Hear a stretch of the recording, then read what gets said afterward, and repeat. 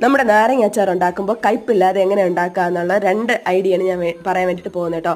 വേറൊന്നുമല്ല, ആദ്യത്തെ ഐഡിയ എന്ന് പറയുന്നത് നമ്മൾ ഉപ്പിട്ട് നാരങ്ങ അവിക്കുമ്പോൾ ആ വെള്ളം ആദ്യത്തെ വെള്ളം മാറ്റി വേറെ ഫ്രഷ് വെള്ളം വീത്തിയിട്ട് 2 ദിവസം വച്ചിക്കുക. പിന്നെ 3ൻ്റെ അന്ന് വീണ്ടും ആ വെള്ളം എടുത്ത് മാറ്റിയതിന് ശേഷം അടുത്ത വെള്ളം ആഡ് ചെയ്യുക.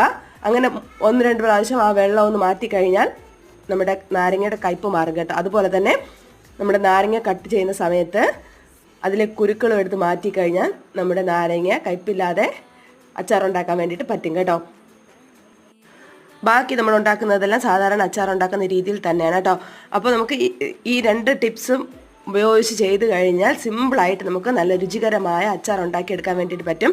നിങ്ങളൊന്ന് ട്രൈ ചെയ്ത് നോക്കണം കേട്ടോ. അപ്പോൾ നിങ്ങൾക്ക് എൻ്റെ ഈ ടിപ്പ് ഇഷ്ടപ്പെട്ടാൽ ചാനൽ സബ്സ്ക്രൈബ് ചെയ്യാൻ മറക്കരുത്. അതിനോടൊപ്പം ലൈക്കും കമൻറ്റും ചെയ്യുക. അപ്പോൾ നമുക്ക് പുതിയൊരു ടിപ്പുമായിട്ട് കാണാം. അതുവരേക്കും ബൈ ബൈ.